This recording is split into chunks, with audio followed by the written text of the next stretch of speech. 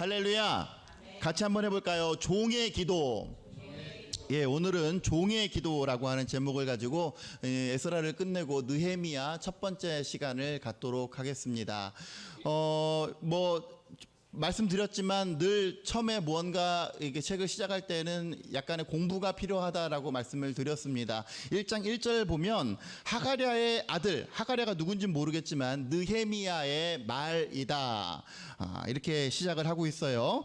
1절에서 아닥사스다 왕 제20년 기슬르월에 내가 수산궁에 있다라고 이렇게 이야기를 하고 있습니다. 여러분, 에스라에서 충분히 공부를 하셨기 때문에 이 1장 1절의 구절이 뭘 의미하는지 이제 어느 정도 다 아실 거라고 생각을 합니다. 여기서 말하는 아닥사스다 왕은 누구예요? 페르시아의 몇 번째 왕? 다섯 번째 왕. 첫 번째 왕 이름이 고레스였고 두 번째 이름이 캄비세스 1세. 외울 필요는 없습니다. 세 번째 왕이 다리오 1세, 다리우스 왕이었고 그 다음이 누구였어요? 아하수에로, 300으로 유명한 아하수에로 크세르크세스였고 그 다음 왕이 아다크 크세르크세스, 바로 아하수에로 왕입니다. 아닥사스다 왕입니다.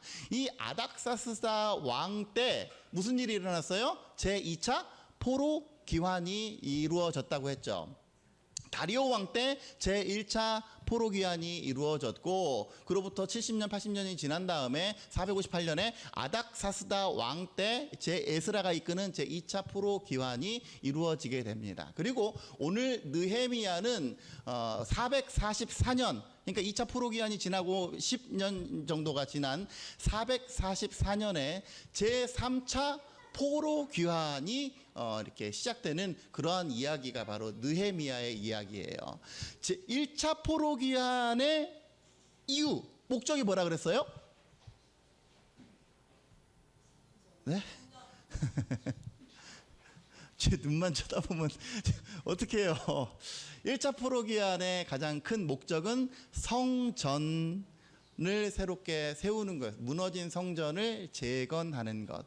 그리고 제 2차 포로 귀환의 가장 주된 목적은 제가 여러분들에게 알기 쉽게 말씀드리기 위해서 뭐라고 말씀드렸습니까? 율법으로 사람들을 세우는 일을 하는 것이 제 2차 포로 귀환의 주된 목적이었다라고 얘기를 했는데, 사실은 제가 생략한 게 있어요. 뭐냐면 에스라가 소규모였지만 사실은 예루살렘 성벽을 재건하고자 모종의 이렇게 시도를 했습니다. 그런데 에스라, 여러분 지나갔지만 에스라 4장 한번 보시겠어요? 4장. 에스라 4장 7절 이하, 7절부터 22절까지 이러한 그 내용은 뭐냐면, 방해꾼들이 지금 이 사람들 성벽 지으려고, 예루살렘 성전과 지금 성벽을 막 지으려고 합니다. 13절, 왕은 아시옵소서, 만약 이 성읍을 건축하고 성곽을 완공하면 저 무리가 다시는 조공과 관세와 통행세를 바치지 아니할 것입니다. 결국 왕들에게 손해가 될 것입니다. 16절, 이 성읍이 중건되어 성곽이 준공되면 이로 말미암아 왕의 강 건너편 영지가 없어지는 것과 다름이 없습니다 라고 모사를 꾀하고 이들의 모든 행위를 방해를 했단 말이에요. 그래서 결국은 성벽공사, 성전공사도 그런 어려움에 봉착했고, 성벽을 재건하는 일도 굉장히 이게 여러 어려움에 봉착되어서 중단되었어요. 여러분, 건축물이 중단되고 건축물이 그냥 그대로 방치가 되면 나중에 결국은 어떻게 됩니까? 폐허가 되고 결국은 도로 떨어져 나가고 결국은 이제 방해하는 사람들이 그거 다 불태우고 이런단 말이에요. 그래서 다시 느헤미야로 돌아오면 1장 3절 한번 보세요. 거기 사람들 어떤 상황이냐라고 했을 때, 큰 환난을 당하고 능욕을 받으며 예루살렘 성은 허물어지고 성문들은 불탔다라고 이렇게 소식을 전해왔습니다. 사실 이 얘기가 성문이 불타고 성벽이 허물어지고 한 이야기는 맨 처음에 포로로 끌려갔을 때 주전 587년에 이미 예루살렘 그 견고한 성이 다 이렇게 허물어지고 성문이 불타고 예루살렘 성 자체가 회파가 되었어요. 제가 성지순례를 다녀왔지만 예루살렘은 굉장히 산지에 이렇게 그 지형이었고 거기를 이렇게 요새처럼 둘러싼 성벽이 이렇게 딱 요새처럼 둘러싸여 있습니다. 그 예루살렘이 성벽이 무너지고 성문이 제대로 서 있지 못하다는 건 뭘 의미합니까? 그들은 어떤 군사적인 어떤 조치도 취할 수가 없었다는 거예요. 여러분 일찍이 팍스 로마나라고 들어보셨어요? 팍스 로마나, 소위 로마의 평화의 시대를 팍스 로마나라고 하는데, 로마가 공화정에서 이제 율리우스 시저 카이사르죠. 카이사르가 이제 황제 정치의 포문을 열었고, 여러분들 잘 아는 옥타비아누스가 초대 황제가 되어서 존엄자라고 일컬어지는 아우구스투스 라고 하는 이 황제의 칭호를 받게 됩니다. 그때부터 나중에 오현제가 나타나기까지 소위 한 200년간의 기간을 소위 그 팍스 로마나 로마의 평화 시대라고 이야기를 해요. 왜 로마의 평화 시대라고 얘기를 하냐면, 로마가 모든 나라들, 이 아시아로부터 아프리카에 이르기까지 모든 나라들을 정복하면서 소위 정복전쟁에서 승리하고 네트워크를 구축을 했는데, 뭐라고 얘기합니까? 모든 길은 로마로 통한다. 그 모든 길들, 모든 속주에다가 길들을 막 무지하게 빵빵빵 뚫어 놓은 거예요. 여러분, 중국은 자국을 보호하기 위해서 뭘 쌓았어요? 만리장성을 쌓았는데, 성을 쌓았는데, 로마는 막 길들을 뻥뻥 뚫어놨어요. 그래서 팍스 로마나, 로마의 시대, 로마의 평화의 시대가 도래를 하게 되었는데, 그거는 어디까지나 로마의 입장이었고, 속주들의 입장에서는 그들은 뭐예요? 쉽게 말하면 무장해제 당한 거예요. 길들이 막 자기 집 안방으로 막 4차선 도로가 뻥뻥 뚫린 거예요. 어떤 무장을 할 수가 없고, 뭐 덜어는 로마의 군대가 주둔해 있고, 그래서 이스라엘도요, 속주까지는 아니었고, 헤롯이 다스리는 어떤 개인 이렇게 그 자치정은 허락은 했지만, 뭐가 주둔합니까? 로마의 군대가 주둔했잖아요. 그래서 그 로마의 군대가 주둔한 그 도시를 가이사를 위한 도시, 뭐 이렇게 불렀던 것처럼, 이렇게 모든 어떤 그 군사력을 다 제해버리고 힘없게 만드는 가장 좋은 방법이 뭐냐면, 이런 성문, 성벽 이런 것들을 다 제거해버리는 거예요. 지금 예루살렘의 상태가 그러한 상태였습니다.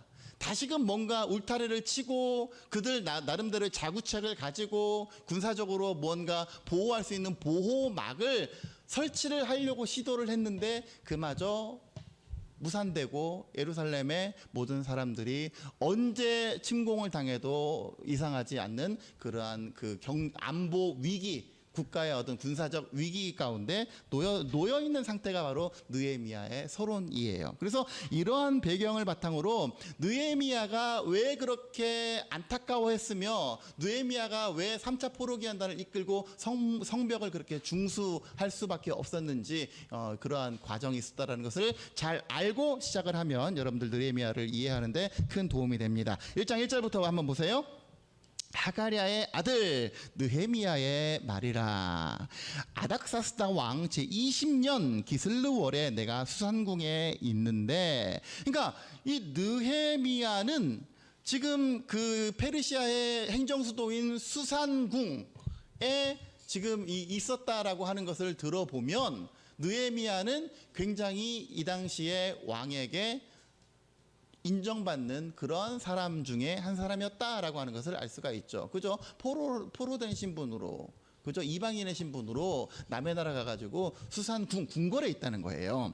자, 2절. 내 형제들 가운데 하나인 하나니라고 하는 사람이, 여기서 말하는 형제는 혈육의 형제가 아니라 같은 유다 동족을 의미하는 거예요.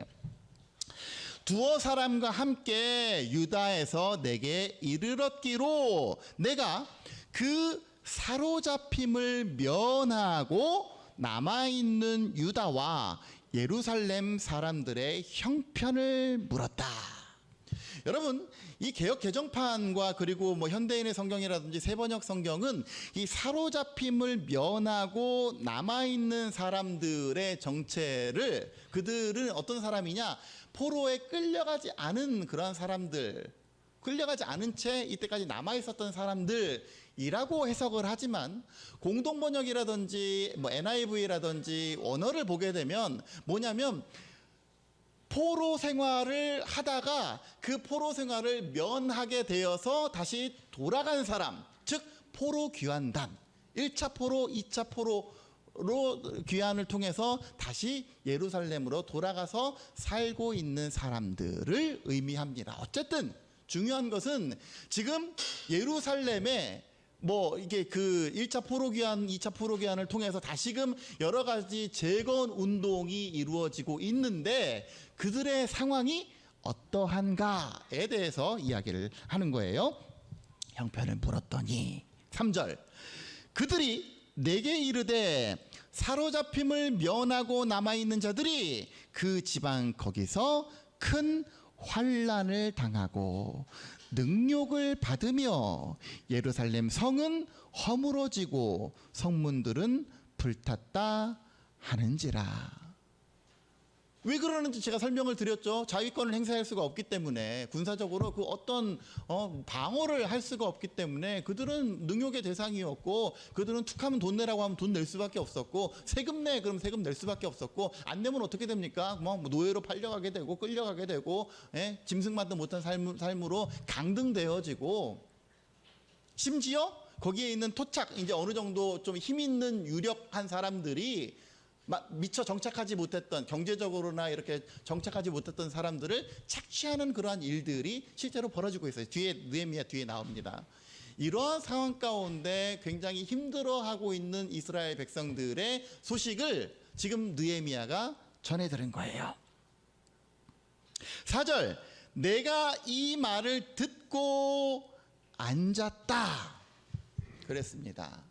여러분, 1절부터 2절, 3절까지는 뭔 내용이에요? 느헤미야가 굉장히 내 마음을 힘들게 하는 일을 듣게 된 거죠. 굉장히 어려운 기도의 제목과 마주하게 됩니다.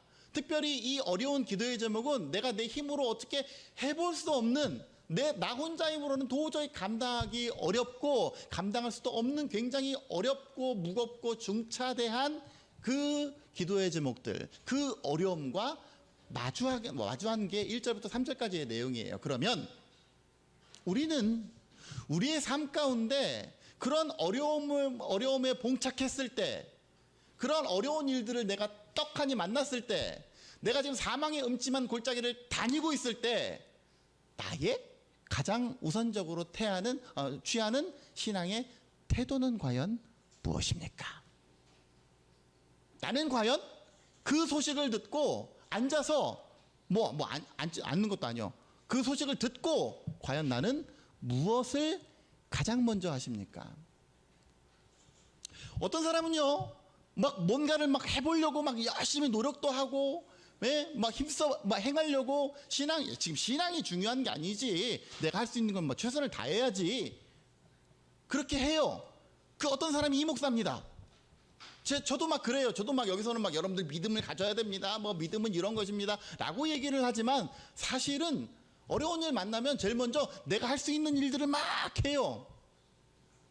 제가 여러분들 아시겠지만 지난 주일에 아이가 열이 펄펄펄 나는데, 처음. 우리가 코로나 팬데믹을 거치면서 종류별로 다 걸려봤어요. 델타도 걸렸고 오미크론도 걸렸고 종류별로 다 걸려봤는데, 그때는 그 코로나라고 하는 굉장히 그 변수적인 이 끝을 알 수 없는 이러한 것 때문에 막연한 공포심이 있어서 힘들었지만, 사실은 열이 모르겠어요. 저는 40도까지 올라간 적이 있었지만, 우리 가족들은 38도 이상까지는 올라간 적이 없었던 것 같아요. 근데 우리 아이가 주일날 난리. 그래서 어떻게 합니까? 병원에 데려갔죠. 아산병원 응급실에 데리고 갔어요. 데려갔더니 독감이랴. 그래서 어떻게 해요? 타미플루 처방 받고 뭐 이렇게 해가지고 집에 왔단 말이에요. 애가 힘이 없어 이러고 있고 맨날 아빠 다리 좀 주물러 달라고. 이게 보니까 나중에 찾아보니까 모든 그 저기가 다리 이런 그 통증 이런 걸로 오나 봐요. 그래서 계속 주물러 주면서 열이 안 떨어져요. 열이. 와. 그런 적 처음이었어. 제가 물수건 계속 물수건 해주고 바꿔주고 하는데도 이야 열이 안 떨어져. 해열제 먹으면 되게 그래도 좀 말을 들어야 되는 거 아닙니까? 말을 안 들어요. 제가 아들한테 그랬습니다. 승우야, 아빠가 너한테 해줄 수 있는 게 이거 물수건으로 머리에 얹어주는 거 이거밖에 해줄 수 있는 게 이거밖에 없어. 이거밖에 없어서 너무 미안하다. 내가 대신 알아줄 수도 없고, 야, 내가 너한테 이거 해줄 수 있는 게 이거밖에 없어서 난 너무 미안하다. 그러면서 이제 그때 번뜩 정신이 나는 거야. 그래, 내가 지금 뭐 하는 거야?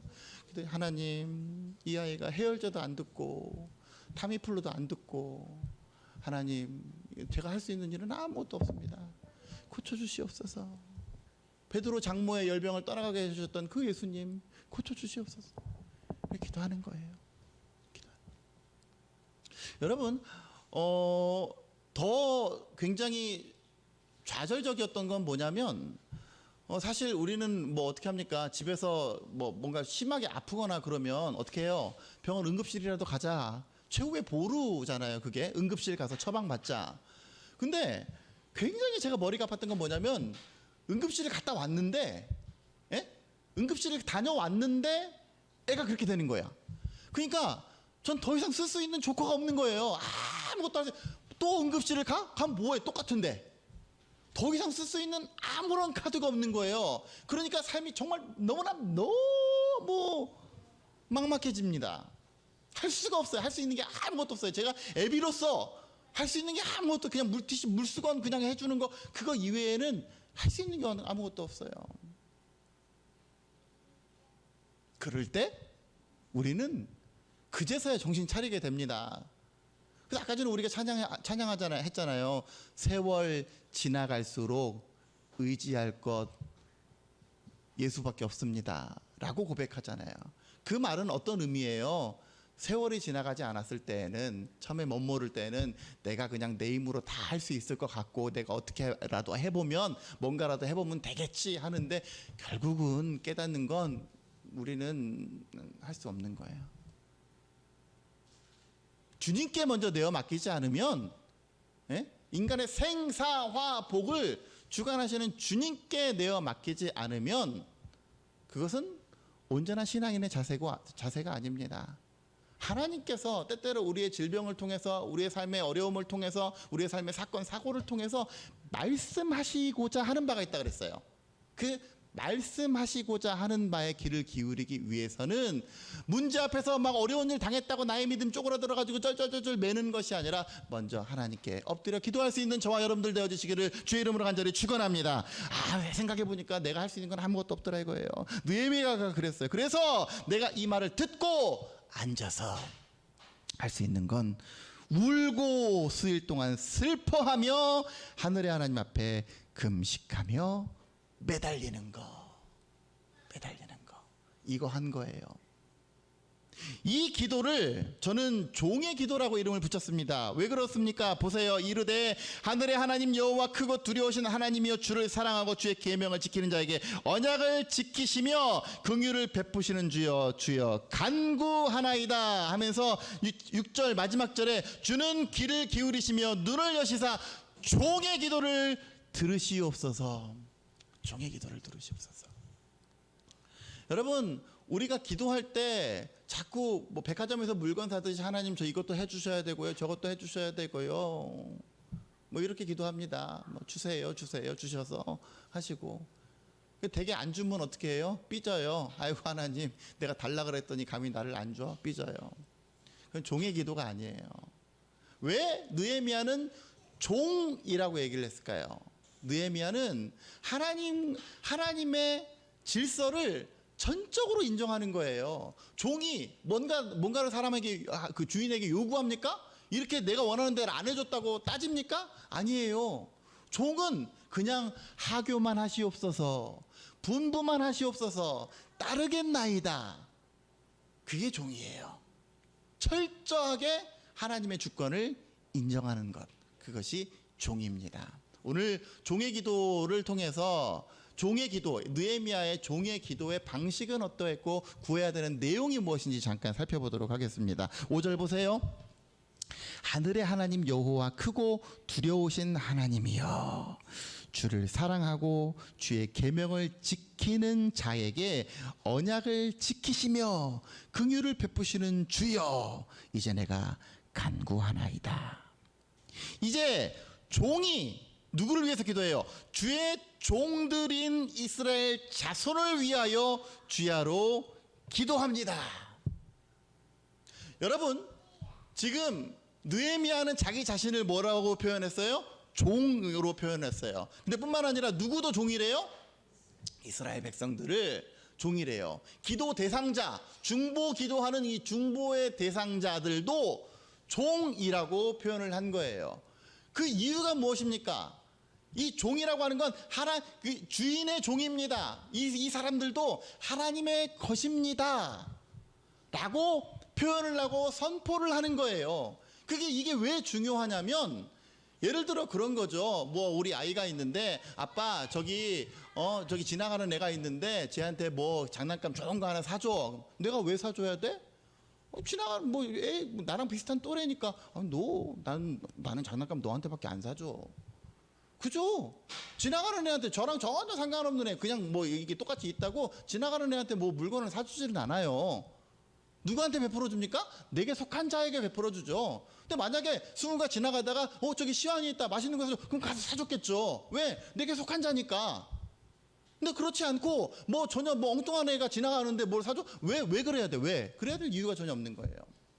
지금 중보 기도의 대상자들이 하나님 앞에서 엇나가고 있는, 긍휼히 여겨야 되는 그 대상자들이 이 사람 역시 하나님의 사람입니다 라고 선포를 하는 이유는 뭐냐면, 그렇기 때문에 하나님이 도와주시기를 원합니다 라고 하는 믿음의 고백이 여기에 담겨져 있는 거예요. 바라기는 여러분들 누군가를 위해서 기도할 때 하나님 저 사람 불쌍히 여겨주시고, 단순히 그렇게만 하지 마시고 저 사람도 하나님의 사람입니다 라고 정체성을 온전히 하나님 앞에 선포하시고 밝히시는 저와 여러분들이 되셔서, 여러분들이 구하는 종의 기도, 중보의 기도가 반드시 응답되어지는 역사가 있으시기를 주의 이름으로 간절히 축원합니다. 종들인 이스라엘 자손을 위하여 주야로 기도하오며, 우리 이스라엘 자손이 주께 범죄한 죄들을 자복하오니 주는 귀를 기울이시며 눈을 여시사 종의 기도를 들으시옵소서.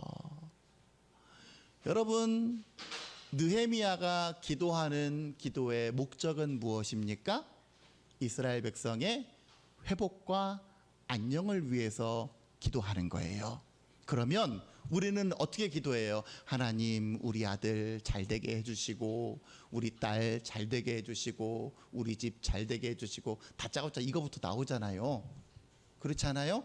우리 아들 병 낫게 해주시고, 뭐 괜찮게 해주시고, 좋아지게 해주시고, 이거부터 나와요.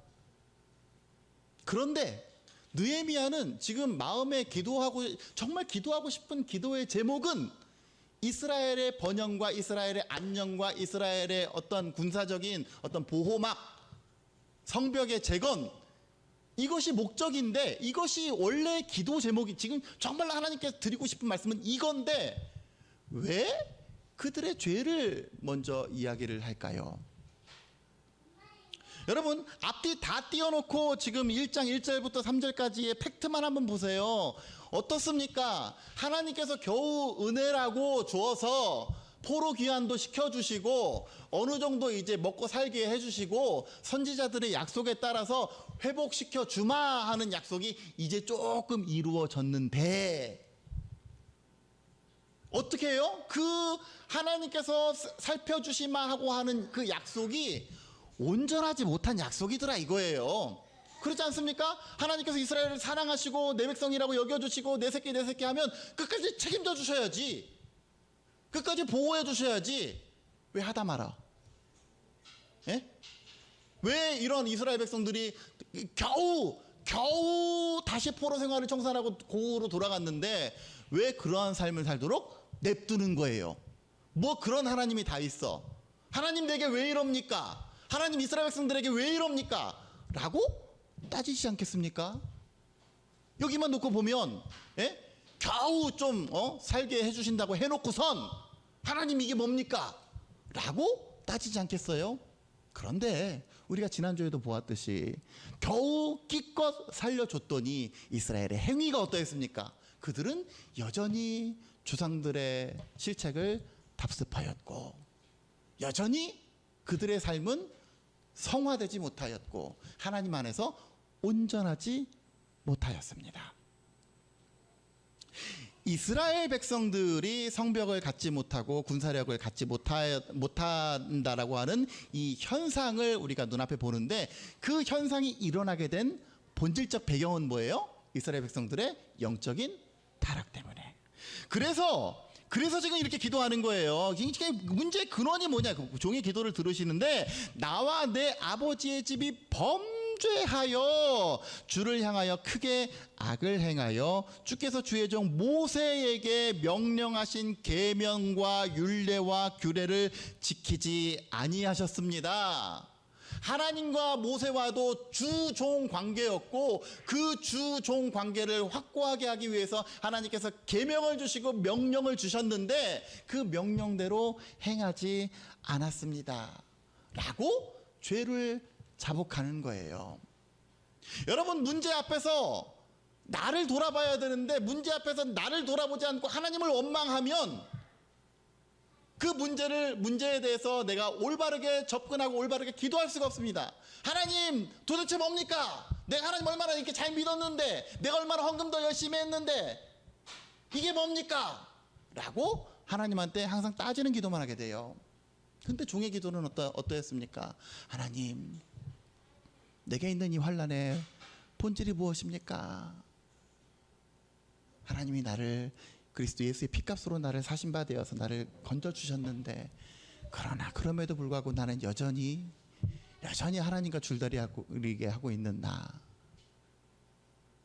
이러한 나를 깨우쳐 주시려고 이러한 나를 부르시려고 하나님께서 때때로 우리 가운데 사망의 음침한 골짜기도 걷게 하시고 환난도 주시고 어려움도 주셔서 너 그거 겪으면서 네가 할 수 있는 거 다 한번 해봐라 되나, 그거 깨닫게 하시려고 그렇게 하는데 우리는 밤낮 나는 돌아보지 않고 하나님한테만 원망해. 하나님 도대체 이게 뭡니까? 도대체 이게 뭡니까?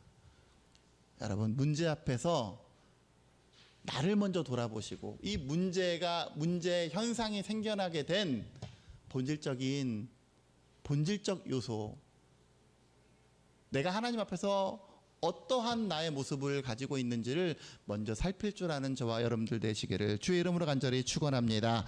뭐라고 합니까? 9절 소망이 있는데 옛적에 8절 주께서 주의 종 모세에게 명령하여 이르시되 만일 너희가 범죄하면 내가 너희를 여러 나라 가운데서 흩을 것이요. 이게 하나님의 약속이었어요. 우리는 항상 하나님의 약속을 이렇게 받는다는 개념이 항상 좋은 것, 내게 꼭 필요한 것, 이것만 하나님의 약속이라고 생각을 하는데 아니요.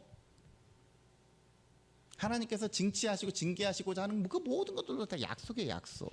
그렇게 약속하셨고 9절 만일 반대로 내게로 돌아와 내 계명을 지켜 행하면 너희 쫓긴 자가 하늘 끝에 있을지라도 내가 거기서부터 그들을 모아 내 이름을 두려고 택한 곳에 돌아오게 하리라 하신 말씀을 이제 청하건대 기억해 주시옵소서. 이들은 주께서 일찍이 큰 권능과 강한 손으로 구속하신 주의 종들입니다. 다시금 정체성에 대해서 얘기를 하죠. 주의 백성입니다. 주여 구하오니 귀를 기울이사 종의 기도와 주의 이름을 경외하기를 기뻐하는 종들의 기도. 지난주에도 얘기했지만 어떤 한 사람의 기도뿐만 아니라 주의 말씀 앞에 경외함으로 말씀대로 살아가고자 정말 결단하는 말씀의 사람, 기도의 사람이 함께 기도하고 동역하는 그 기도를 들어주시옵소서. 그런데 마지막에 좀 이상해요. 여기까지는 좋았는데 여기까지는 뭐 그 진심이 통하지 않았겠습니까? 그런데 마지막에 뭐라고 기도합니까? 오늘 종이 형통하여 이 사람들 앞에서 은혜를 입게 하옵소서 라고 구합니다. 이렇게 구했더니 하나님께서 응답을 하셨는데 어떻게 응답했어요? 그때에 내가 왕의 술관원이 되었느니라. 여러분, 제가 미리 결론을 말씀드려서 결과를 알고 있지만 이스라엘 이 3차 그 포로기한은 예루살렘에 가서 성벽을 재건하는 거예요. 그래서 이 느헤미야가 성벽이 허물어지고 막 성문이 불탔다라고 하는 소식을 들었을 때 느헤미야가 하나님한테 가장 강력하게 간절하게 구하고 싶었던 기도의 제목은 뭐예요? 빨리 가서 성벽을 회복시켜 주시옵소서, 성벽이 회복되도록 모든 길을 열어 주시옵소서. 이게 기도 제목이에요. 근데 지금 느헤미야는 뭘 구합니까? 내가 형통케 되기를 원합니다. 이렇게 기도를 했어요. 그랬더니 하나님께서 어떻게 응답을 했어요? 왕의 술관원으로 삼아줬어요. 그러니까 느헤미야가 형통케 되기를 원합니다라고 했을 때는 내가 이스라엘의 지도자로서 이 사람들에게 인정을 받아서 하나님의 하시는 일들이 나를 통해서 이루어질 수 있도록 나의 포지션을 높여주십시오 라고 구한 거예요. 그랬더니 하나님께서 그 뜻대로 높여주셨어요. 왕의 술관원이 되게 해주셨어요. 여러분, 왕의 술관원을 우리 조선시대로 따지면 뭔지 아십니까? 기미상궁이에요. 기미상궁. 왕한테 그냥 술 따르는 사람이 아니라 왕이 마시는 술이 독이 있는지 없는지, 왕의 음식이 괜찮은지 안 괜찮은지 먼저 먹어보는 사람. 그러니까 여러분, 그 직책을 왕의 입장에서 누구에게 맡기겠습니까? 믿을 만한 사람에게 맡겨야죠.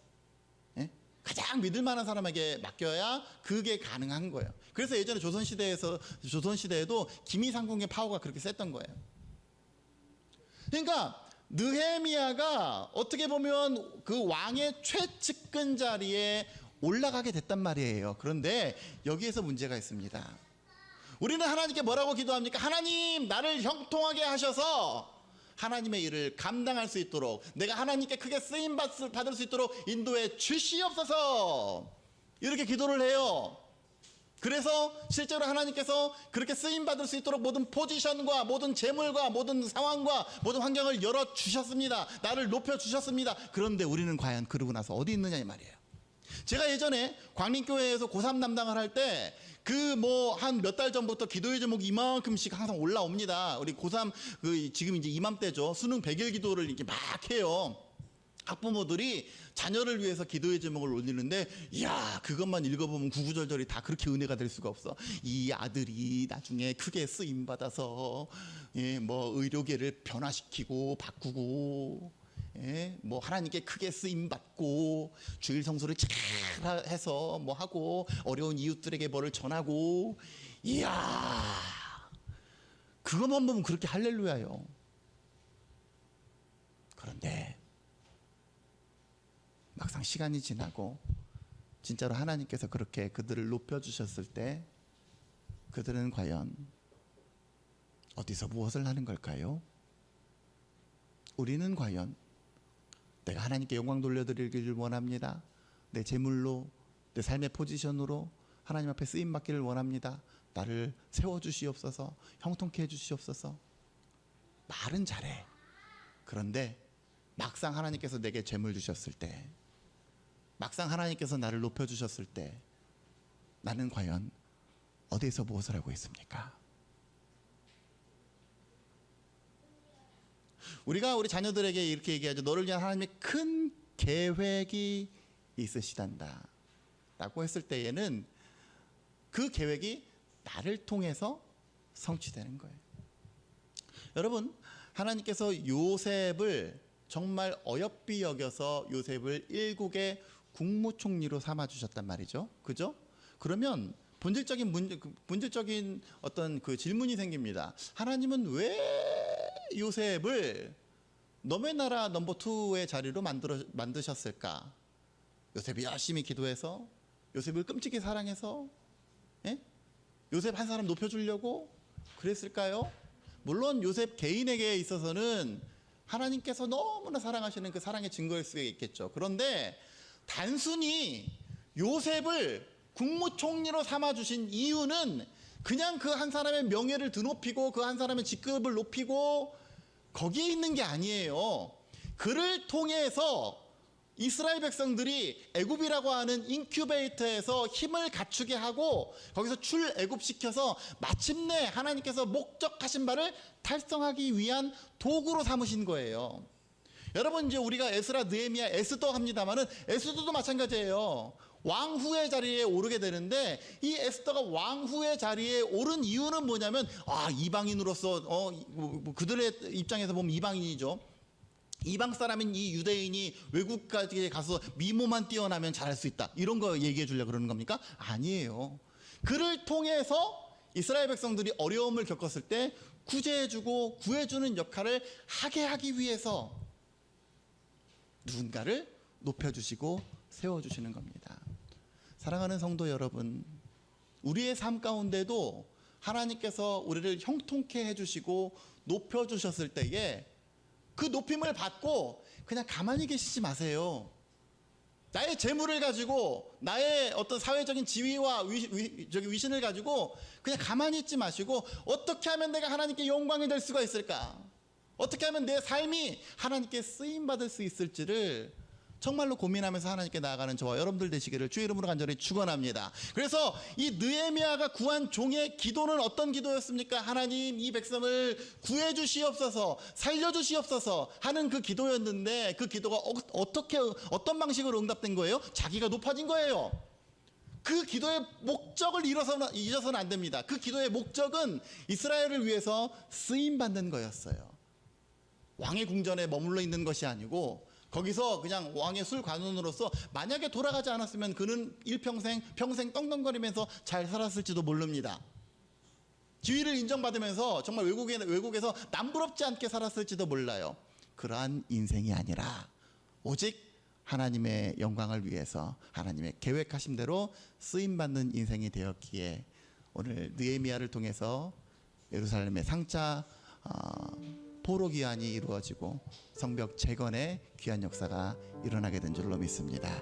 사랑하는 성도 여러분, 하나님 앞에 기도할 때 종의 기도를 드리세요. 하나님, 나는 주의 종입니다. 속박되어 하나님 앞에 구할 수밖에 없는, 내가 내 힘으로 모든 걸 다 할 수 있는 것 같은데 사실은 아무 일도 할 수 없는 그러한 사람입니다. 불쌍히 여기시고 나의 기도와 간구를 들어주시옵소서. 그 기도 가운데 하나님께서 응답하시고 마침내 하나님께서 계획하신 바 믿음의 선한 일들이 저와 여러분들의 삶 가운데 풍성하게 임하시게 되기를 주의 이름으로 간절히 축원합니다.